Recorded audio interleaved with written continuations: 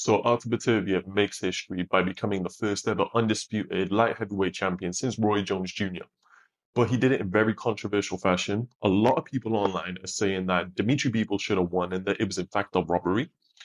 Now, watching it live, I gave it to Beterbiev by 2 rounds. But I've watched it back a few times very closely, made a lot of notes, and done an in-depth analysis on it. And now I have a different scorecard, so stick around to the end of the video to hear that. But first of all, we're going to get into a bit of a round by round analysis to truly break down why this fight was so fantastic. So let's get into it, guys. So I thought straight from the opening bell, this fight was extremely fascinating from the get-go. Bivol set the pace early on by a beautiful, near perfect jab. You could tell the Beterbiev was really struggling to close the distance. I think he only got inside once in the first round. Bivol just did such a good job of popping that jab out, keeping the range, keeping it moving. It was really beautiful to watch. You could see through rounds 2 and 3, Beterbiev slowly built that pressure up. Like his footwork wasn't quick by any means, nowhere near as quick as Beebles, but his footwork was methodical and it was deliberate. You could see from the start of round 2, a little bit more pressure. Start of round 3, a little bit more pressure again. And by round 3, you notice that Bieber had to jab an awful lot to be able to keep Beterbiev off him. You could see he was starting to feel that pressure, and for the first time towards the end of round 3, Beterbiev had his first success of the fight. I still feel like the first 3 rounds went to Dmitry Bivol though, just purely on the quality of his work. But you got the sense that the tide was about to shift. And I also feel one of the key talking points for this fight all the way through was the battle for center ring. Watching it back a second time, a lot more closely, I noticed how they kept trading center ring over and over. Beterbiev's pressure would push Bivol back onto the ropes. Beterbiev would take center ring. Then Bivol would come out with one of his trademark combinations, push Beterbiev back. Now he has center ring, and they just traded it all night. Obviously, at points, one man controlled the center of the ring for longer periods than the other, but it was a constant game of tennis, just back and forth, back and forth. It was extremely fascinating to watch the skill level at play. And then you notice in rounds 4 to 6, that's when the pendulum starts to swing. That's when all the work that Beterbiev is doing by applying that pressure is finally starting to pay off. He's, for the first time in the fight, able to back Bivol into the corner, onto the ropes for certain periods. Bivol's boxing on the back foot, though, was still masterful. And even when he was not the aggressor, when he was the one being chased, he was probably still landing the more clean punches. But there was no doubt that Beterbiev's punches were a lot more effective. They were pushing Bivol back, they were hurting Bivol. And I noticed around about rounds 5 or 6, you started to see subtle signs of Dmitry Bivol beginning to tire, which is insane. Every other fight I've seen him in, he's still fresh at round 12. It just goes to show the pressure that Beterbiev is putting on and the amount of energy that Bivol has to use just to keep the guy off him. It was really fantastic. You've seen Beterbiev go to the body a little bit more in these rounds. I really wish he did it more from the beginning. I think after watching this fight back, that is the only mistake I can see from the two guys. I think if Beterbiev invested into the body a lot more, he would have had a lot more success in the later rounds just by purely slowing Bivol down. That's what he needed to do. The only reason I can think of why he didn't is Bivol's counter punches were so fast and so accurate. Maybe he didn't feel comfortable dropping his hands enough to go downstairs. That's the only reason I can think of. But nevertheless, these next 3 rounds were definitely in favor of Beterbiev, in my opinion.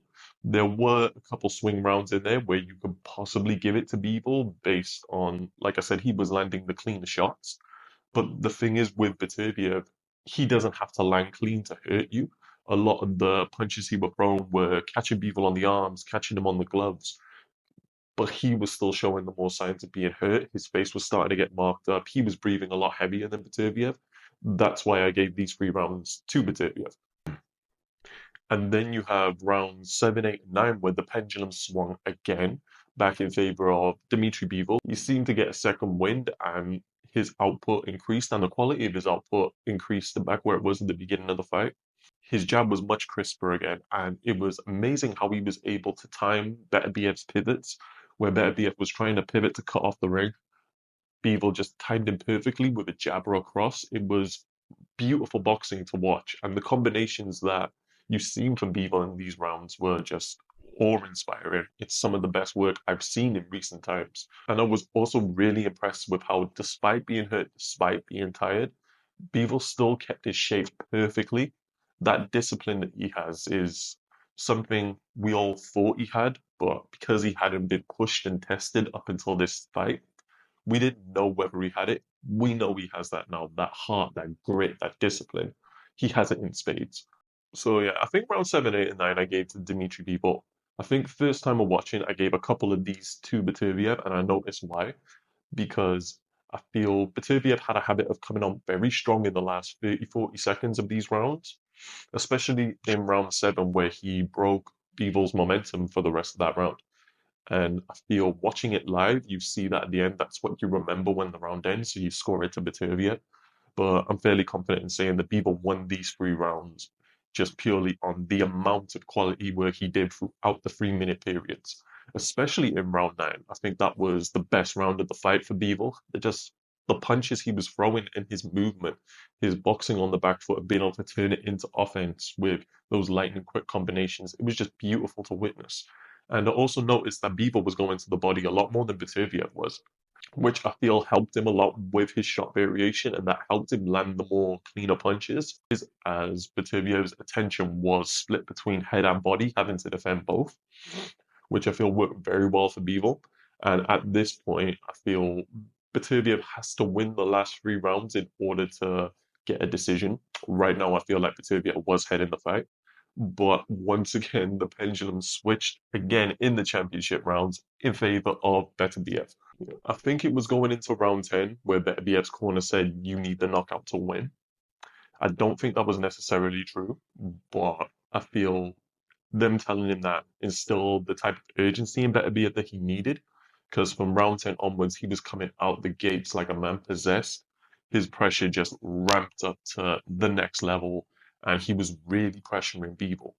And I noticed, I think it was in round 11, for the first time I noticed Bivol had shaky legs. And I remember when I was watching the fight the first time, I was worried he was going to go down at that point.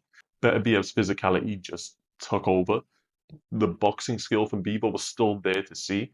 And I was so impressed of how his movement was so good at this stage of the fight where you could see he was so fatigued. The guy is like a robot.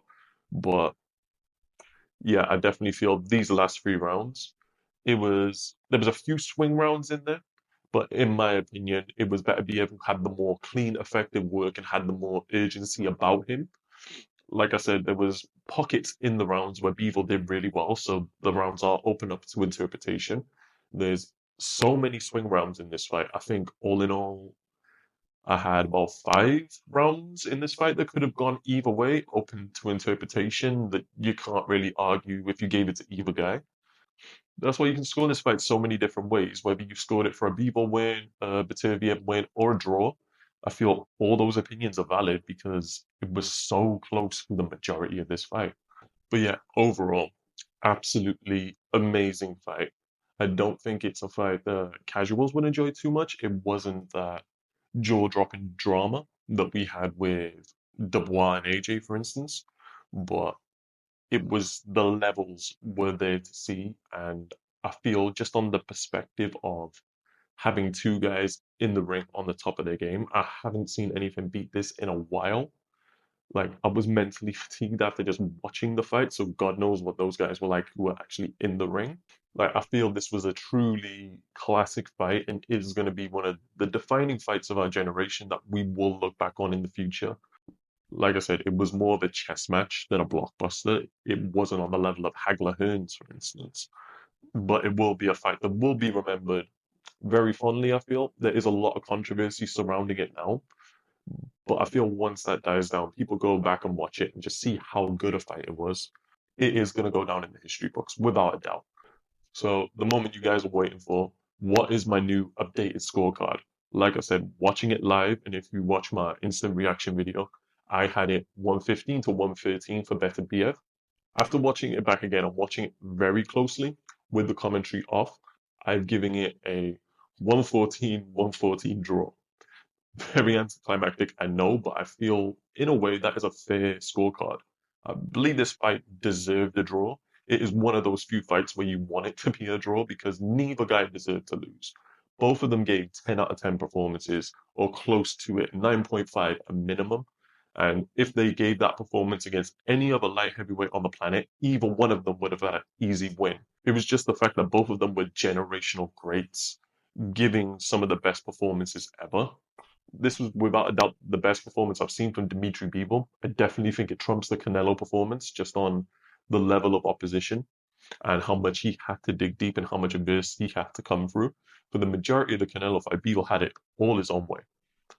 So for that, I feel he has a lot more respect off me, and he showed levels I didn't know he had. I always thought he did, but now we know he does. That when the going gets tough, Bivol is still there. He's going to keep his shape. He's still going to box beautifully, and he has a chin, and he has great heart too. Beterbiev, I feel I'm not sure whether it was the knee surgery or whether the fact he just has not been in there with someone who moves as well as Bivol. I've seen better performances from Beterbiev, but for a guy who's 39, coming off knee surgery, in there with one of the best pure boxers of this generation, and still able to push him back the way he did, it was fantastic. You can't take nothing away from Beterbiev. He deserved this win, and Bivol deserved this win too. That's why I feel a draw is fair. But hopefully, we get a rematch, and hopefully, people stop with the whole robbery nonsense. It wasn't a robbery. You could have given this fight to any one of them, and it would have been warranted. It was a very close fight with so many rounds open to subjective interpretation based on what you prefer more.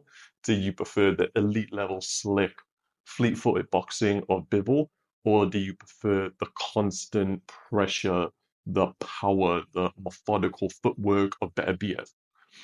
It's just open to personal preference, really. Now, I definitely feel a rematch needs to happen. Turki Al-Sheikh has said that he's going to try his best to make the rematch happen. Both Beterbiev and Bivol said they're okay with the rematch, so hopefully we'll get this sometime next year. But yeah, one of the greatest boxing matches I've seen in a good long while. I'm so glad we finally had this fight while both guys were still able to deliver a performance of that level. And I feel the true winner of this fight was boxing. To be able to have a fight of that caliber on the big stage, it just goes to show how great a year it's been for boxing. But yeah, guys, that's my in-depth review. That's my analysis of the fight. Officially, my new updated scorecard is 114, 114, a draw, which I feel is fair. What do you guys feel? Put your scorecards down below and let me know if you've watched it back again and you've changed your opinion on it. And if you like this video, make sure to hit the like button, hit the sub button because we got plenty more great boxing content coming out soon, whether it be historical boxing documentaries or whether it be more contemporary boxing news. We're going to have it all. So make sure you subscribe to stay up to date with that. But until then, guys, peace.